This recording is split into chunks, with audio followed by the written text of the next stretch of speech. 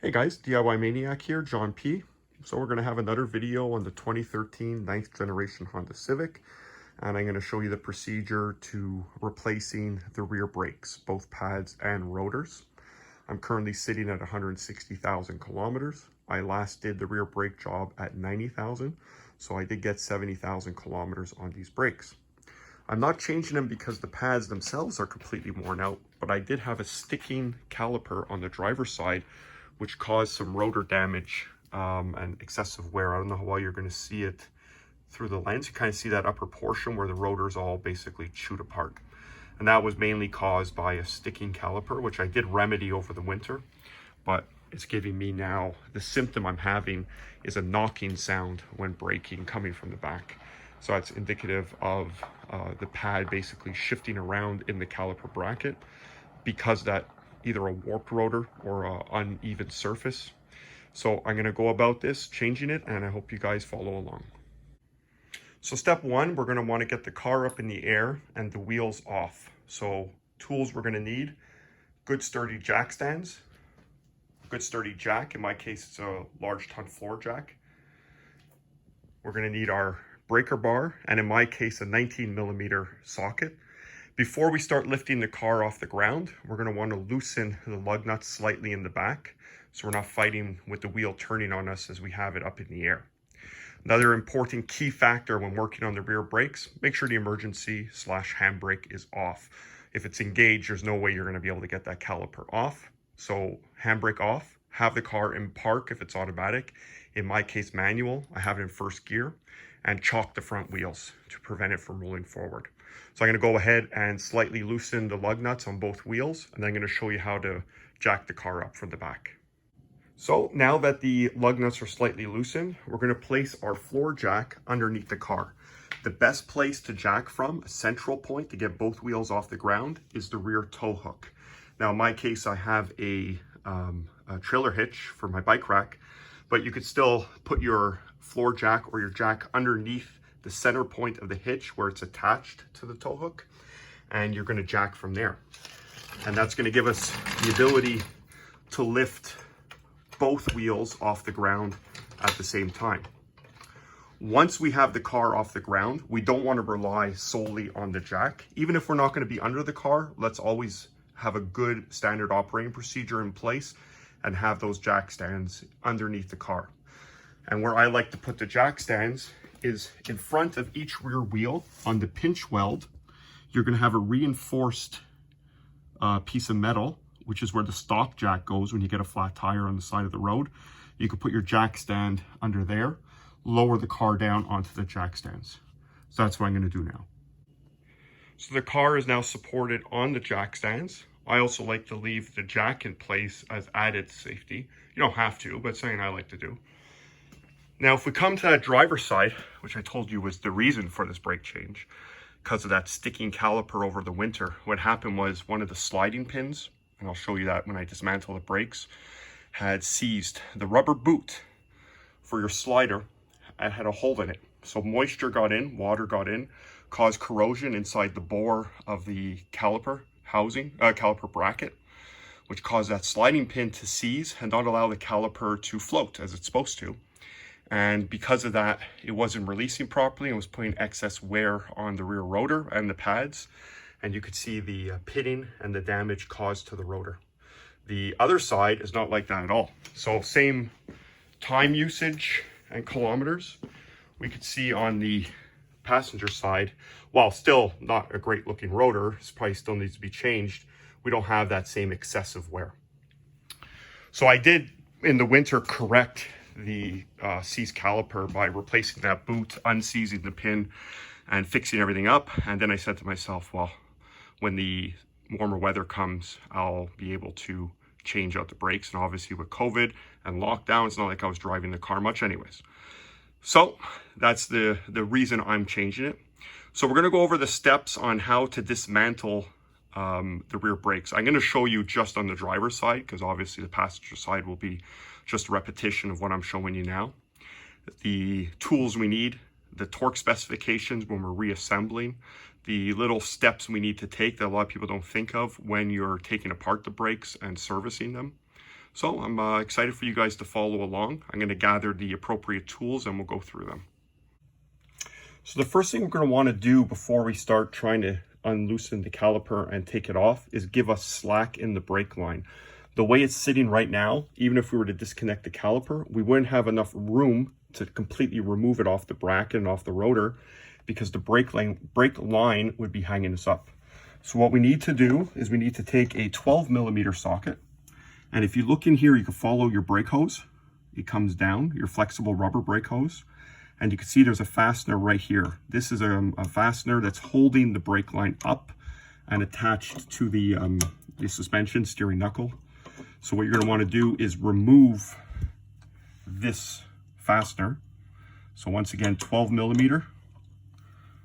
Let's always remember righty-tighty, lefty-loosey. So we're going to take that out completely. Best thing I could suggest, guys, get yourself a magnetic tray to put all your fasteners in so you don't lose them. Nothing worse than misplacing a bolt or a screw when it's time for reassembly. So we take that 12mm bolt out, we put it aside, and that's now going to allow us to slide the brake hose out. So you see how it fits in there, out and out of the way, and that's going to now give us the appropriate slack in order to remove the caliper. So next step, we're going to want to unhook the caliper from the caliper bracket. So there's your caliper, here's your caliper bracket. They're two separate pieces. What's holding them in place is two 12mm bolts, one on top and one on the bottom. We're going to remove those. They're not torqued on very hard, so you don't need to put a lot of muscle. Once again, lefty-loosey. So we're going to loosen that. And that's loose. Now, before taking it out all the way, loosen the other one. Because if you were to take it out all the way and you were to try to loosen this one, it would cause the caliper to want to swing out and it'd be much harder. So I like to just break it free, keep it in place, go to your next one, break it free, and then it can be removed completely out of the way, the bottom one and the top one. Now, one key thing to keep in mind when we remove this caliper, and one thing that always aggravates me when I watch some videos online, is how people allow the caliper to hang from the brake hose. Don't do that, guys. Not a great idea. You're putting stress on that brake hose, on the banjo fitting. Get yourself a bungee cord. I like to put it on the spring, and when I pull the caliper off, I wrap the bungee cord around and allow the weight of the caliper to hang by the bungee and not by the brake line.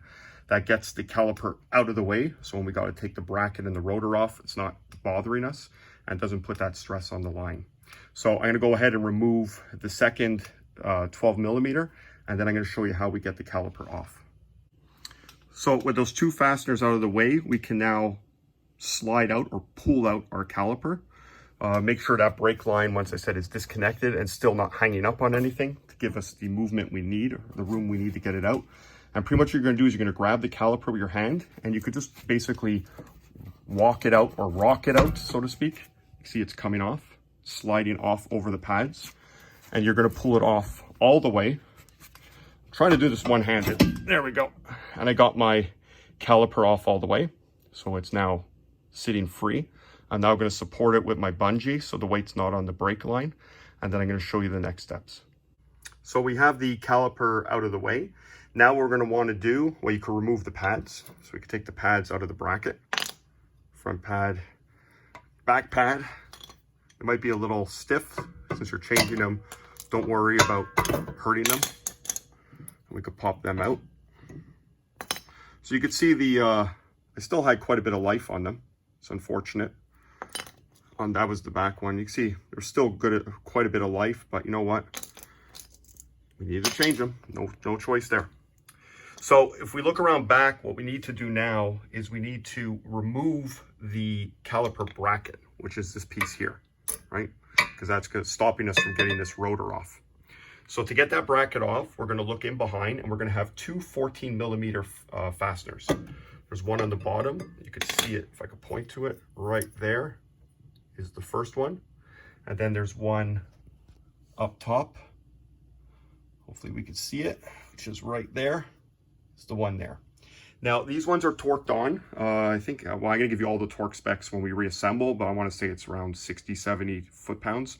So they're going to be on there quite snug, especially if they haven't been off in a while. So get yourself a bigger ratchet, a 1/2-inch ratchet. You might even need a breaker bar, depending, to get those off, to break them free. So once again, lefty-loosey, we're going to remove those 2 fasteners, and that's going to allow us to slide this caliper bracket off. So once those 2 fasteners are out on the caliper bracket, and I want to give a tip, same thing like for the caliper, break free the top bolt, but don't remove it completely. Then break free the bottom one, because once again, if you remove one of the bolts completely and then you try to break free the other one, the thing's going to move all over. So once you've unbolted it, you can now remove it. So you can see it here. Now, majority of your new pads are going to come with new hardware. So these stainless steel shims. So you could usually just throw them away, the old ones. Don't throw them away until you have your new parts, so you know for sure they come with it. But any good quality set of pads will come with new shims. So do keep that in mind. But I'm going to show you in an upcoming step how to service the bracket and what steps we should take. So our bracket is now removed. We could put it aside. The next step is to remove the rotor. Now, if this is the first time you're doing the brake job, or if you like to put those little screws back, you're going to have 2 Phillip head screws. Those are put in by the factory to hold the rotor in place during assembly so they don't fall off when they're going down the line. It's not a bad thing to put them back in, but they can be a bear sometimes to get out. They round off. So I usually like to take them out right away. If you're having trouble getting them out, you can use a torque screwdriver. That's a screwdriver where when you hit the end of it with a hammer, it gives a torque action that helps get them out. Most of the time, though, unfortunately, you will have to drill them out. So that's step 1. If you have those 2 screws, definitely remove them. Now, if it's been a while since this rotor came off, it could be a bear to get off. How do we get it off? I like to use a hammer and hitting in between the studs by shocking it. We usually vibrate it free.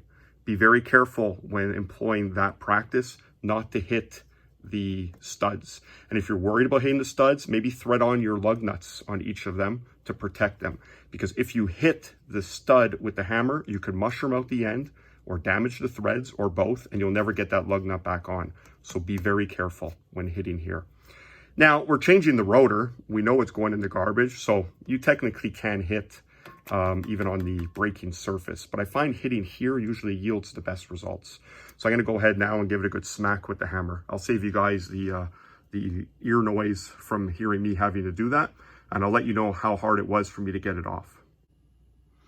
Okay guys, so as you can see, the rotor's off. I employed the technique I talked about, hitting with the hammer. Now, granted, I did recently have them off in the winter because of that seized caliper, so it was a little bit easier for me. So when we look at the surface, we're going to have some prep work we're going to want to take care of before we install a new rotor, especially on this mating surface where the hub is and the lip over here, because that's where it gets hung up due to corrosion. So, you know, the big topic for debate always is anti-seize. Well, if I have 2 surfaces that are seizing and corroding together, if I put anti-seize, that'll avoid the issue. Yes, in theory, you are correct. However, we don't want to put anti-seize on this the mating surface that goes in between the rotor and the hub. Why? Believe it or not, even a thin film of anti-seize could cause the rotor not to sit properly and flush and true to the mating surface of the hub. I know you guys are laughing saying, how could a thin film cause that? It actually can. And unfortunately, a lot of people, when they apply anti-seize, they put way too much. And it could really cause the rotor to sit crooked, and that'll definitely give you issues. So I never put anti-seize here. I mean, you could always put a little anti-seize maybe on this lip here, where it's not really on the mating surface. But even then, you don't need to, guys. You know, take a wire brush, take your time, clean it all up, get it nice and clean. I guarantee you in 2 to 3 years when you redo your brake job, yes, you're going to have a little bit of difficulty taking it off, but it won't be that bad. So, you know, try to avoid putting anti-seize there. So what I'm going to do now is we're going to go to the bench. I'm going to show you the caliper bracket and what steps we need to take in servicing, cleaning, and putting together the caliper bracket. Okay, so we got our caliper bracket on the bench. I have it secured into a vise. Now, like I said, I had my brakes apart not too long ago, and I did a servicing on this because of the seized pin, but I'll still go through the steps. So if we look at the bracket, we're going to have our stainless steel shims that need to come off. So we just pull them off. Like I said, majority of your good pads are going to come with replacements, but if you don't have your pads yet and you're starting this job in advance, keep the original ones aside just in case your new ones don't come with them. You definitely want those. The ears of the pads where it makes contact are steel. The caliper's bracket is steel. If you don't have a shim there, you are going to get some play, so you're going to get some noise, some vibration, and as well excess corrosion, right? Stainless doesn't corrode, creates a nice smooth surface for the pad to slide on when we're braking.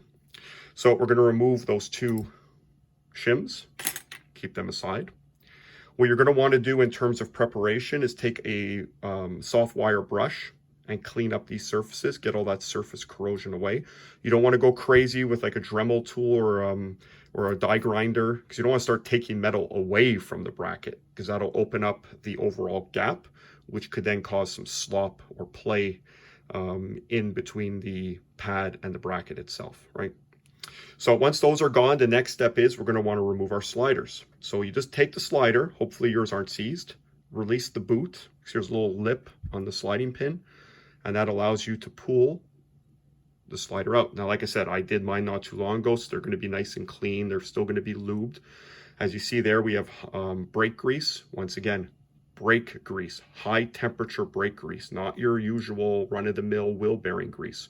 If you use regular grease in a high heat application like brakes, it's going to liquefy, it'll do nothing. Get good quality caliper brake lubricant. You could get it at your local auto parts store, you get it on Amazon. Mine's orange, some of them are green, some of them are blue. So we're going to remove those pins, we're going to clean them up with a rag, get all the old grease off. So there's the two of them. So the bottom one, same thing. We're going to release the boot, if I can, one-handed. There we go. And we're going to remove the bottom one. And we're going to put it aside. And then we're going to have our two boots. Then we're going to want to inspect the boots for any cracks, like what I had and which caused failure, right? Any crack in this rubber boot is going to allow water in. It's going to cause corrosion. It's going to cause your caliper to seize up. So really inspect those boots. You could pull the boots off as such. They come right out. So you could really inspect them, put them aside. We're also going to look into our caliper bore, and we're going to want to clean that out. Soft nylon brush, some brake cleaner. Get in there, clean out the bore, make it nice and clean. So we have a nice clean surface when we reinstall everything. Same thing with our bottom boot. You just take it, squeeze it a bit, and it pulls right out. There's a little lip inside the caliper bracket that locks the boot on. So inspect that boot as well. Once we do all that, we could reassemble, and it'll be the reversal of assembly. We're gonna clean our boots, inspect our boots. If they're cracked, change them.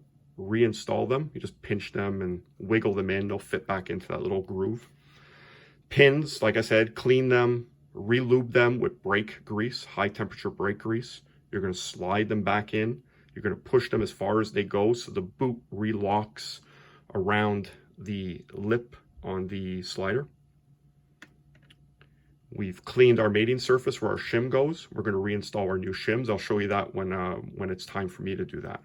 So that's pretty much all that's really needed on this part of the bracket, and what the key factors we need to look out for and steps we need to take.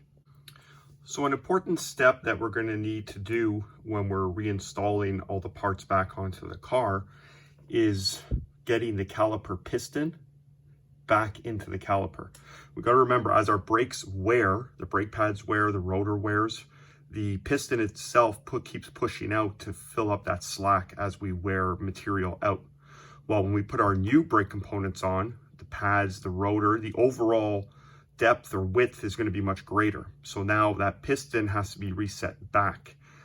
The rear brakes are different than the front brake, especially on this Honda Civic, and some other models use the same type of hand/emergency brake setup. It's threaded. The piston itself is threaded inside the caliper. So you can't just take a large C-clamp like some of us are used to doing on a standard caliper and pushing the piston back into the caliper body.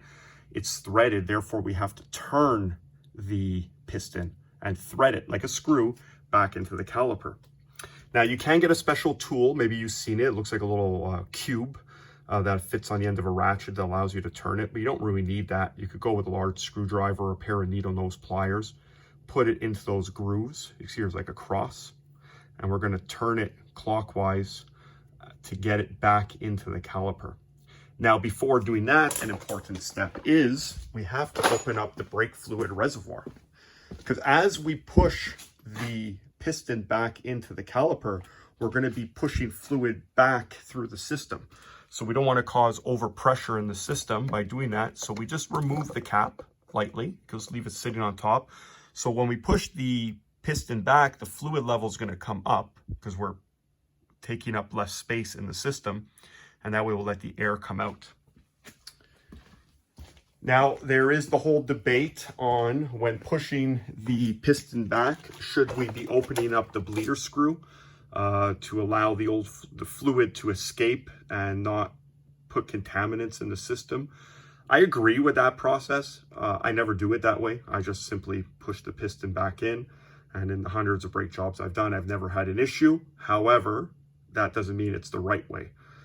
Yes, I should be taking the time and opening the bleeder screw, because yes, if there is a chance there's contaminants sitting in the caliper, it could be pushed back into the system. So I leave that up to you guys. That's a debate. If you go on the internet, you'll see a lot of people debating this. You make up your decision on what you want to do. So like I said, what I like to do is just take a pair of needle nose pliers, open them up slightly, go through the caliper, and then grab it, and you could turn the piston, and you're going to go clockwise. And you could bring it, don't over force it. We don't want to drive it all to the point where we're seizing it up inside. Keep turning it until you can't turn anymore. You get slight resistance and stop. And also I'll show you when we go to install the caliper why these cross is important and what we have to align it to on the pad itself. But I'll explain that step when we get there.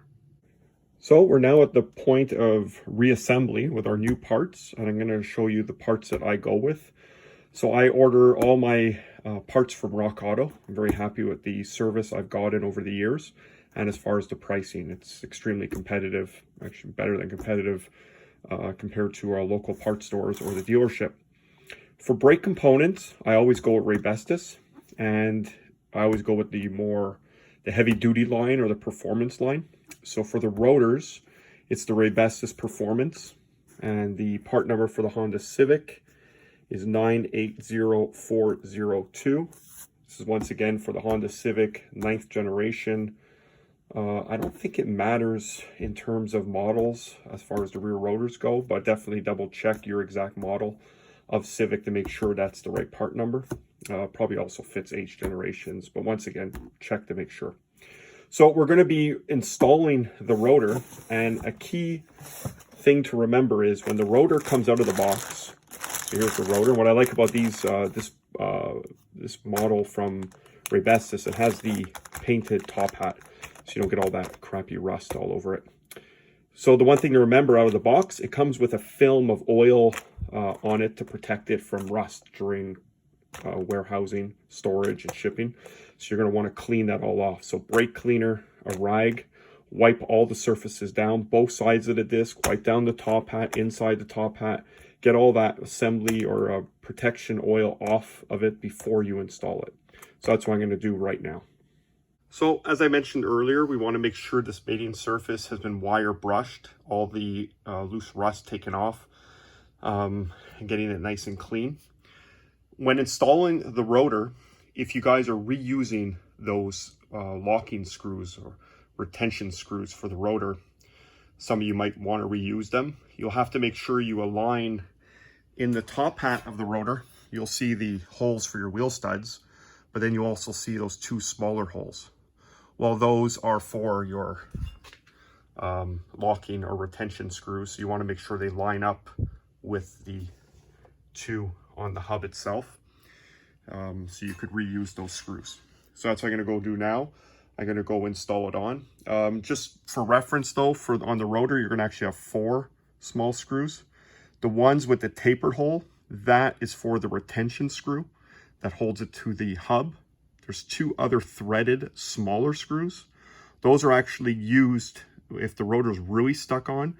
you could thread a bolt into that hole and basically press the rotor off. So keep that in mind. The rotor is on. Like I said, if you're going to reuse those retention screws, put some anti-seize on the threads so you don't have issues. If you had issues taking them out, you're definitely going to avoid any issues in the future. Put a little anti-seize on the thread, then thread it in. So now we're going to go back to the workbench. We're going to look at the brake pads I chose and what we need to do to get everything else installed. So for the brake pads, I also go with Raybestos, and the model I really like and had a lot of success with over the years are the Element 3s. In terms of part number for the Honda Civic, EHT537H, and it comes with all the hardware needed. So if we open the box, you can see our set of pads, as well as all the shims. And there's these stainless steel clips that go on the inside of the caliper. I'll show you guys. It comes with all those. That's what I really like. It comes with everything you're going to need. In terms of price for the pads and the two rotors from Rock Auto, with shipping, 120 Canadian. So I don't know what that is in US, maybe $90 US, with shipping and everything. You can't go wrong. And like I said, I've been using this exact combination, Raybestos Performance rotors and the Element 3 pads on my Civic now for my past couple of brake changes, on my old Hyundai Santa Fe, and even on my previous Chevy Cobalt, and I really like the performance of them. So I'm going to go unbox all this, unwrap everything, and we're going to start setting up our new pads and reinstalling our caliper and caliper bracket onto the car. I wanted to mention with these Raybestos pads, it comes with extra hardware depending on the model, or I guess the type of caliper you have.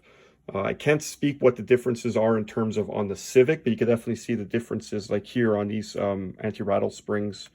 They're bigger here, smaller here.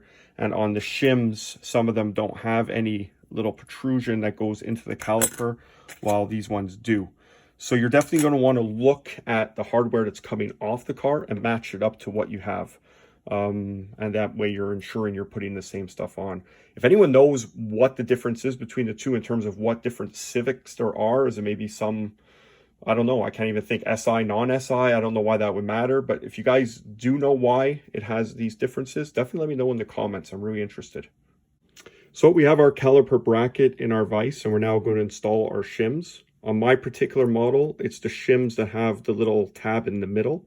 That's like the ones that came off my car. So what you're going to do, if you look at your caliper bracket, it's pretty straightforward. You're just going to take your shim, seat it up, and you're going to push it in. And that little tab in the middle there is pretty much going to like bend and deform to lock itself in. So you take your hand like that and you just squeeze it, and it's going to basically hold itself in place. And then when you get the pads on, it'll lock everything in. And it'll be the exact same thing with the top one.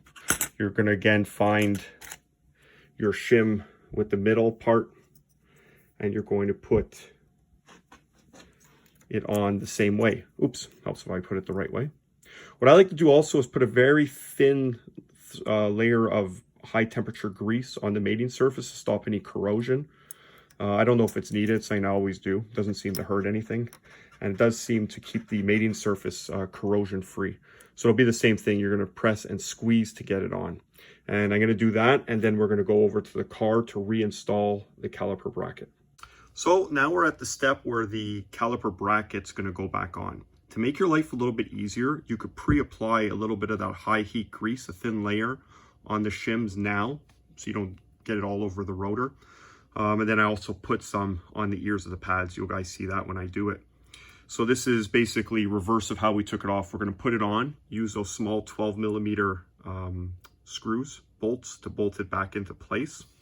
And in terms of our torque spec, what I recommend all you guys to do is print out all the torque specs on the vehicle, like I did, and I laminated it, identify it for what car it's for.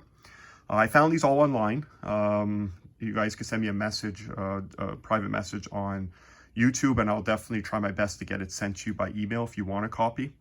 And what I do is I highlight the most common ones used. So in this case, we want to go down to brakes. So here we could see front brakes, rear brakes, and we're looking for rear brake caliper bracket bolts. So that's the bracket onto the knuckle, onto the hub, not the hub, sorry, onto the knuckle. And if we look here, we could see 55 foot-pounds. So we're going to use a torque wrench, especially with brakes, guys. Well, everything on a car. I use a torque wrench for pretty much everything. I know some people say it's not needed for everything, but I like to use it. To get yourself a good quality torque wrench, get it calibrated every so often as well. And that way you're, peace of mind. So I'm going to go ahead and put the bracket on, put those two 12mm bolts, torque them down to 55 foot-pounds, and then we'll come back and pick it up with the spring or retainer on the caliper itself and how to change that. Sorry guys, just a quick correction. I made a mistake when I said 12mm bolts. It's the 14mm bolt that holds the caliper bracket onto the knuckle. I was thinking about the bolts that hold the caliper onto the bracket are 12mm. So my apologies. It's the 14mm socket needed to re-put the bolts to attach the caliper bracket. The caliper bracket is installed, torqued down to 55 foot-pounds. Those two 14mm fasteners. We're now going to turn our attention onto the caliper and this anti-rattle or retaining spring, whichever you want to call it. Basically what you're going to do, let's see if I don't know if I can do this one-handed.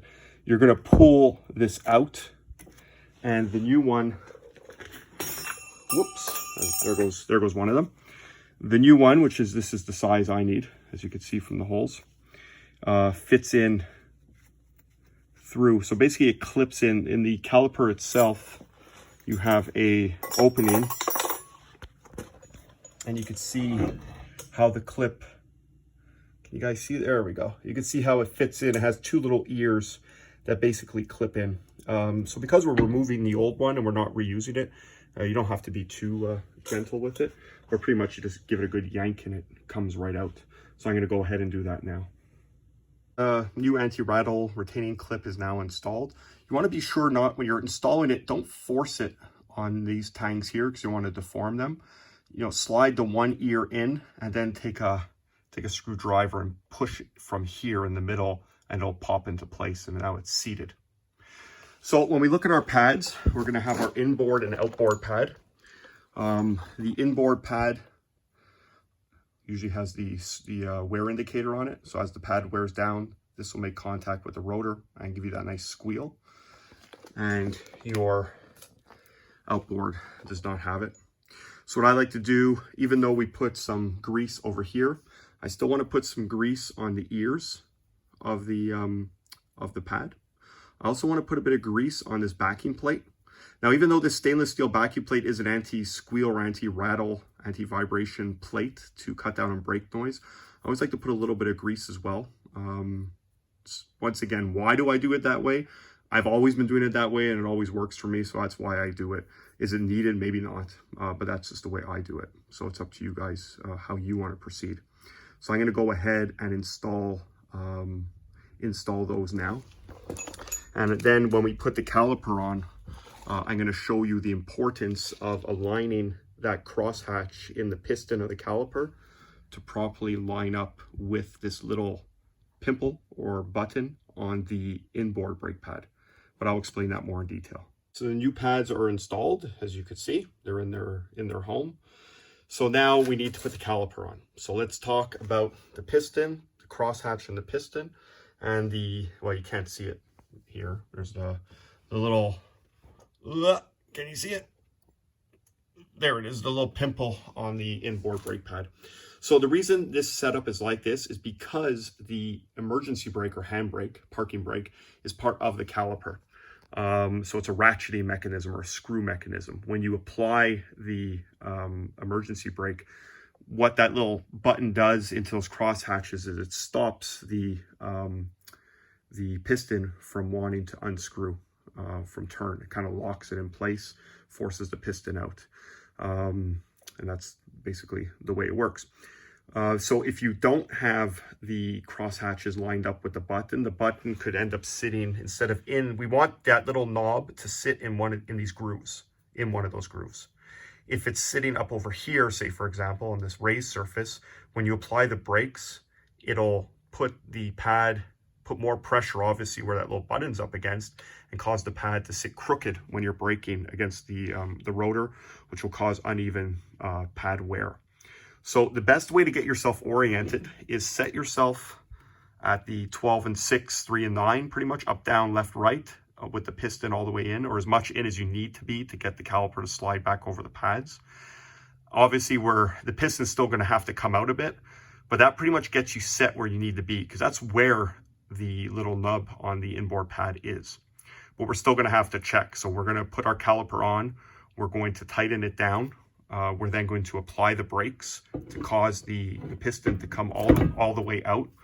And then we're going to check through the little window in the back of the caliper to make sure that our piston is in fact properly lined up with that little nub on the inboard pad. So I'm going to go ahead and install the caliper now. Let me get you guys the torque spec. I'm trying not to put too much pressure on my brake line here after I just told you guys not to do that. So those are the 12 millimeter fasteners. So those are our rear brake caliper bolts. So if we look over here, we're at 17 foot-pounds. So, you know, you could say hand tight in theory. So, you know, get it nice and snug. So I'm going to go ahead and do that right now.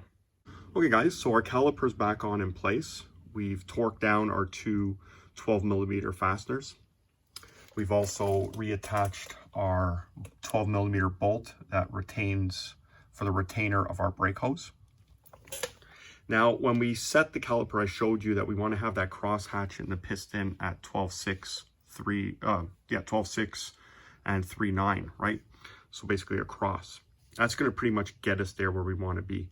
We're going to put the caliper in place. We're going to fasten it both sides because we're going to have to push the brake pedal. You don't want to have one side not finished, because when you push the brake pedal, piston is going to come out of the caliper with nothing to stop it. Finish both sides, get in the car, pump the brake pedal till it becomes stiff. That's now bringing the pistons to make contact with the brake pad. There is an inspection port on the back that you could shine a flashlight to locate the cross hatch in the piston and the little tab on the pad. It's not easy to see. It's actually really hard to see. So if you're having trouble seeing it, what I like to do is once I've set everything, I push the brake pedal, I remove the handbrake, don't want to keep the handbrake on. I then undo the caliper again, and I remove the caliper from the brake pads, and I ensure that my piston's still in that same orientation. And 99% of the time it is. It might be off by 1/8 of an inch, so you just have to recorrect it and put it back on. And that's the way to do it. So once again, that's a very important step. So once you're done that, you're going to put your wheels back on. You're going to torque them to spec, anywhere from 80 to 100 foot-pounds, depending if you're running alloy or steel wheels. And that's pretty much it. So listen, guys, this is just, you know, a little quick video on how to, well, I don't know if it's quick. I haven't looked at how much time it's been. Maybe it's been a lot more than quick.